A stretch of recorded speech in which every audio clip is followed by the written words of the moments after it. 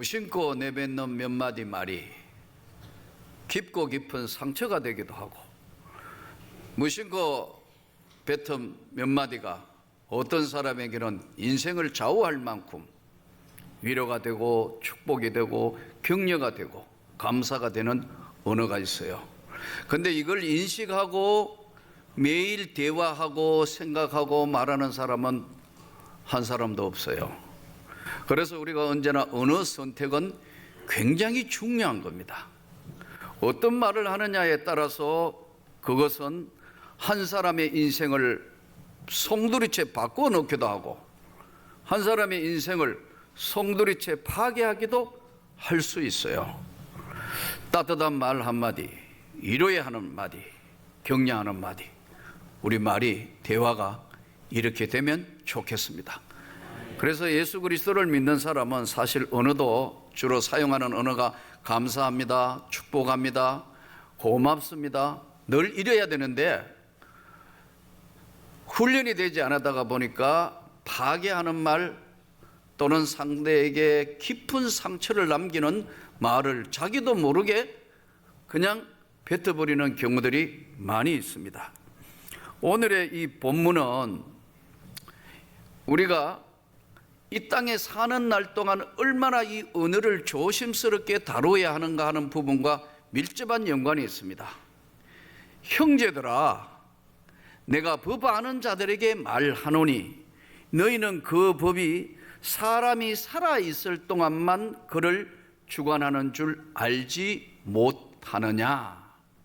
이 법의 제일 핵심이 뭐냐면 율법이에요. 율법은 우리가 잘 아는 대로 10계명이 있어요. 그 10계명이 첫 번째 뭐예요? 나 외에는 다른 신을 섬기지 말라. 너를 위하여 새긴 우상 만들지 마라. 안식일을 기억하여 주일을 거룩히 지켜라. 하나님 이름 망령되이 함부로 부르지 마라. 그리고 살인하지 말라. 예? 네 부모에게 효도하라. 도둑질하지 말라. 간음하지 말라. 이웃으로 탐내지 말라. 거짓 증거하지 말라. 이 계명, 우리가 소위 이야기하는 계명, 율법이란 말이에요.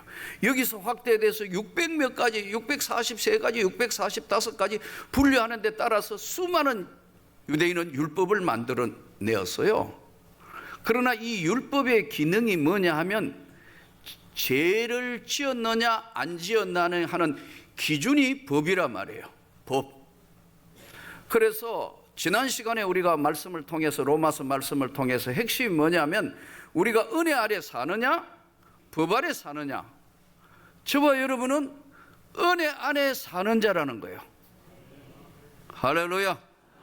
우리는 예수 그리스도를 믿음으로 말미암아 이 세상의 계명의 율법의 지배를 받는 세계에서 계명의 지배를 받는 세계에서 은혜의 세계로 옮겨졌다는 거예요.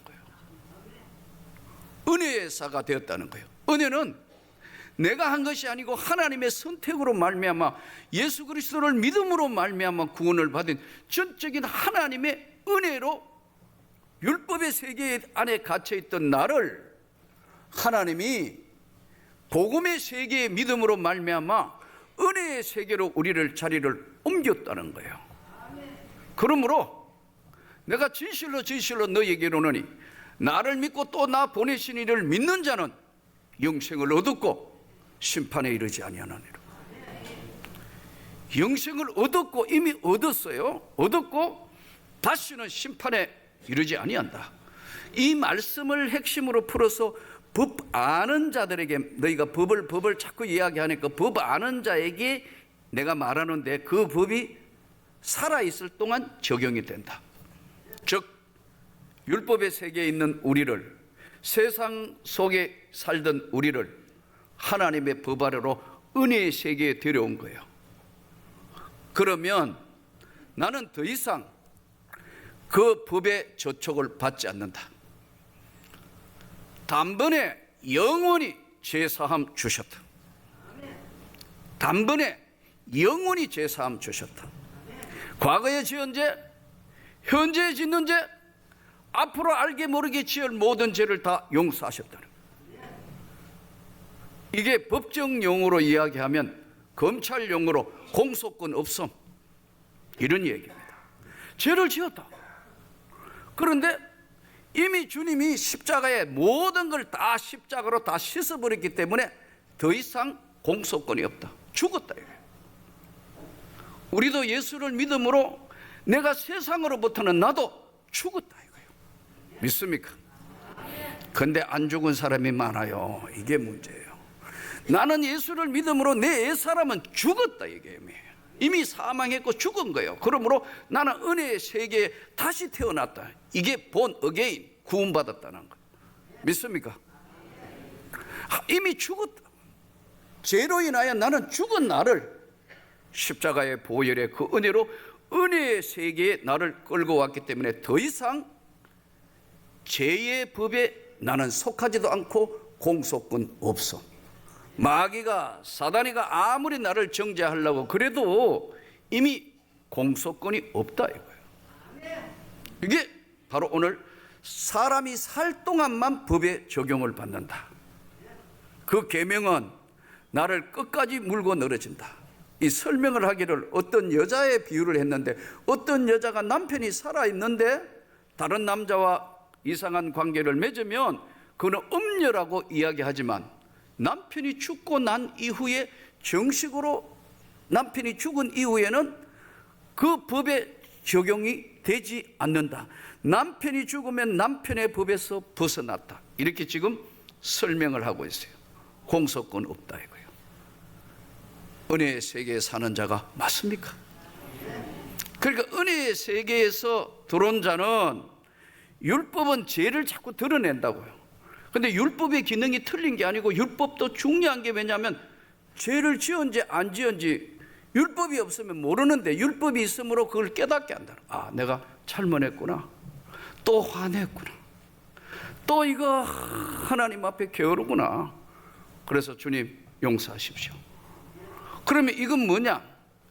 이것은 이미 다 사해 주셨지만 우리가 세상 살면서 알게 모르게 지은 죄는 주님 앞에 다시 회개해야 하는 줄을 믿습니다. 그러나 근본적으로 우리가 지은 모든 죄는 이미 사하여 주셨기 때문에 은혜의 세계의 지배를 받는다는 거예요. 공소권 없어. 할렐루야. 그러므로 우리가 너희가 그 은혜로 인하여 믿음으로 말미암아 구원을 받았나니 이것이 너희에게 난 게 아니라는 거예요. 하나님의 선물이라는 거예요. 그러므로 누구든지 내가 잘나 그런 것도 아니고 자랑할 게 아무것도 없다. 할렐루야. 은혜의 세계 속에 들어온 자는 더 이상 죄를 정죄하지 않는다. 그러므로 예수 그리스도 안에 있는 자에게는 결코 정죄함이 없느니라. 바로 이 은혜의 세계에 있는 사람은 영적 세계에 눈이 떨어졌는데, 6절을 한번 보세요. 6절, 이제는 우리가 얽매였던 것에 대하여 죽었으므로 율법에서 벗어났으니 이러므로 우리가 영의 새로운 것으로 섬길 것이요 율법의 조문에 묵은 것으로 아니한다. 은혜의 세계에 들어온 자는 더 이상 영의 세계에 예수 그리스도와 더불어 사는 사람, 나는 죽었다 이거예요. 잘 죽으시기 바랍니다. 안 죽어가지고 또 살아나가지고 또 죽었다. 죽었어. 죽었기 때문에 은혜의 세계로 들어온 자다. 그럼 은혜의 세계에 들어온 자는 어떻게 살아야 하느냐? 변화된 삶은 새롭게 살아야 한다. 영의 세계에 들어온, 은혜의 세계에 들어온 사람은 새롭게 사는데, 이 새롭게 살기 위해서는 조금 전에 서두에 말씀드린 것처럼 은혜의 변화가 있어야 된다. 똑같은 말을 해도 사람이 서로 대화하는 말에도 위로와 은혜가, 격려가 주고받는데, 하나님의 말씀이 우리 영혼에 들어오면 반드시 변하게 되어 있다는 거예요. 하나님의 말씀이 내 영혼에 들어오면 반드시 변하게 되게 되어 있다는 거예요. 안 변했다? 그건 아니다는 거예요. 반드시 진짜 예수 그리스도를 구주로 영접하면 삶도 바뀌고 가치관도 바뀌고 인생관도 바뀌고 사는 삶이 다 달라진다는 거예요. 보라, 이전 건 지나갔으니 새 것이 되었다. 영의 세계에 들어온 자는 묵은 것에 지배를 받지 않는다. 공소권 없음. 새로운 세상이 열려졌다. 그러면 이 새로운 세상이 열려지면요, 주님이 대신 십자가 지셔서 우리를 위하여 돌아가심으로 단번에 영원히 죄사함 받은 우리는 살다가 또 범하는, 알게 모르게 범한 죄는 주님 앞에 여러분과 제가 회개하셔야 합니다. 주님, 내가 정말 부족해서요, 또 이렇게 나약합니다. 도와주세요. 다시는 그렇지 않겠습니다. 이럴 때는 이미 공소권이 없기 때문에 그 주님이 멀리 옮겨주는 거예요. 할렐루야. 그러면 어떻게 해야 되느냐 하면은 바뀌어야 된다. Change mind. 마음이 바뀌어야 된다. 뭔가 바뀌어야 되는데 안 바뀌는 게 문제가 있어요. 인간은 자기 고집이 있고 안 바뀌긴데 이거 정말 쉽지 않아요. 바뀌면 찬송이 나와요.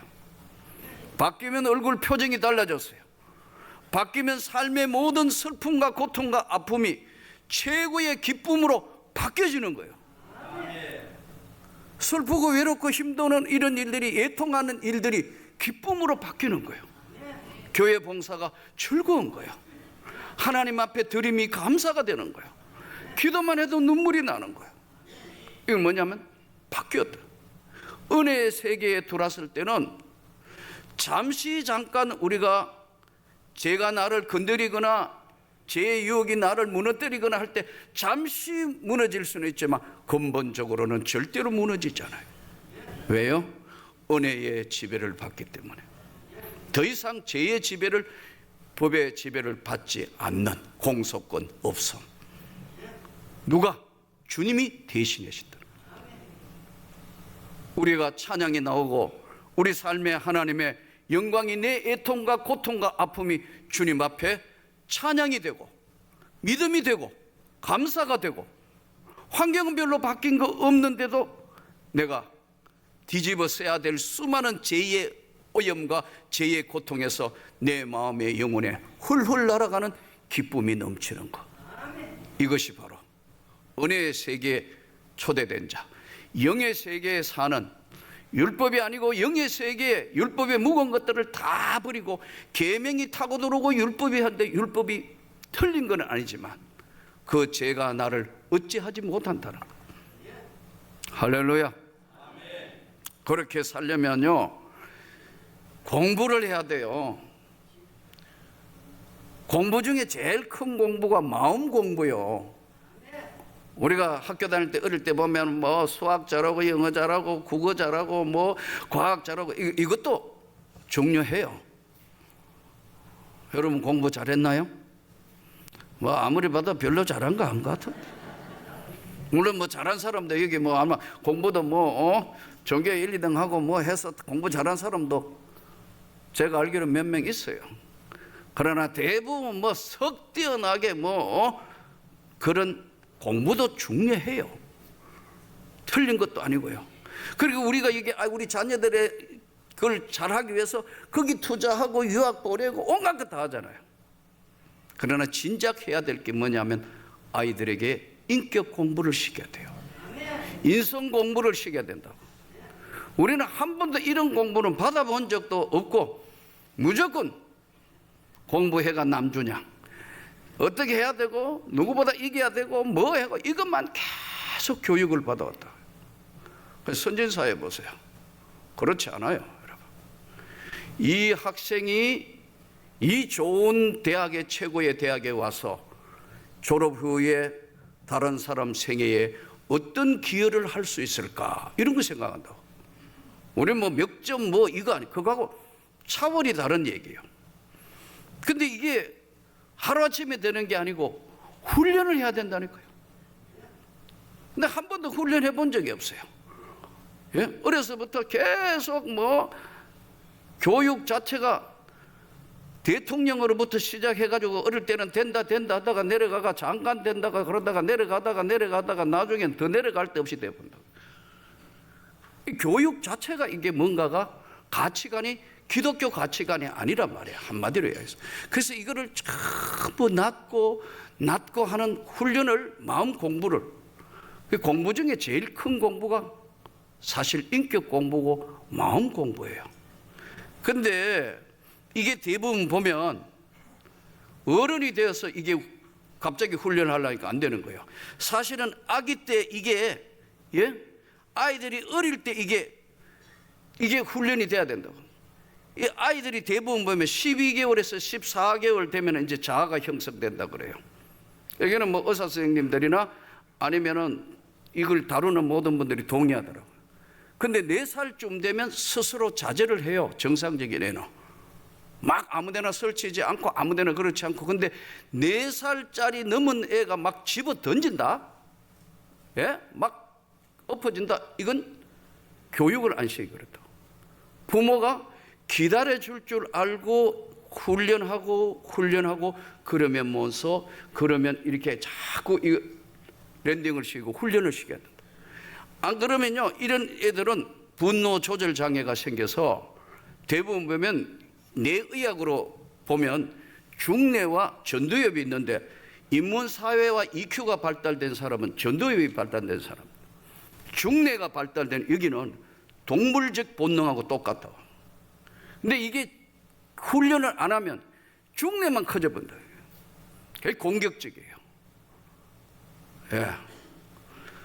그래서 이렇게 보면은 어른이 돼가지고도 이게 어떻게 되느냐, 폭발형. 걸리기만 해봐. 이 폭발형, 이 지나가는 굴러다니는 폭탄하고 똑같다고 해서 폭발형이 있는가 하면 투사형. 너 때문에, 전부 너 때문에. 자기는 하나도 잘못한 거 없고 전부 너 때문에 그렇다. 표현형은 똑같은 말을 반복했지. 알았지? 계속 섭득시키는 거예요. 그런 사람하고 있으면 피곤해요. 정말 죽을 지경. 또 어떤 사람은 복수형은 반드시 복수해야 직성이 풀린다. 한 번도 훈련이 안 돼 있기 때문에. 또 어떤 사람은 억압형이 있대요. 이거 우리나라로 얘기하면 화병. 외국어로 화병이 번역이 안 돼요. 화병이 있다고. 주로 우리 한국 여성들 계속 참아가지고 여러분 이게 나중에 폭발한다고. 요즘은 여성이 달라지고 있어요. 옛날처럼 그렇게 하면 큰일 나요. 어디 지금 조심하시기 바랍니다. 달라지고 있다고. 근데 이게 한 맺힌 게 이게 억압되어 있다가 나중에 보면 정신질환 온다고. 문제가 생긴다고. 근데 이걸 어떻게 해야 되느냐? 사람과 사람 사이의 대화를 통해서도 바뀌지만 진짜 은혜 받으면 변하게 돼 있다니까요. 인격의 변화가 오는 거예요. 이게 진짜 성령 받고 예수를 구주로 영접하면 바뀌어야 되고요. 그러나 훈련이 필요하다는 거. 스스로 훈련해야 돼요. 말씀을 읽고 큐티 훈련을 해야 돼요. 예를 들면 심령이 가난한 자는 복이 있나니 천국이 저희 것입니다. 성경을 읽었으면 주님, 내 마음에 정말 주님 앞에 가난한 심령이 맞습니까? 내가 혹시 교만하지는 않습니까?